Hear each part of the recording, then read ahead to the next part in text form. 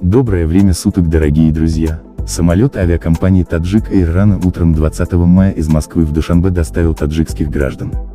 Об этом Азия Плюс сообщили в Департаменте информации МИД Таджикистана.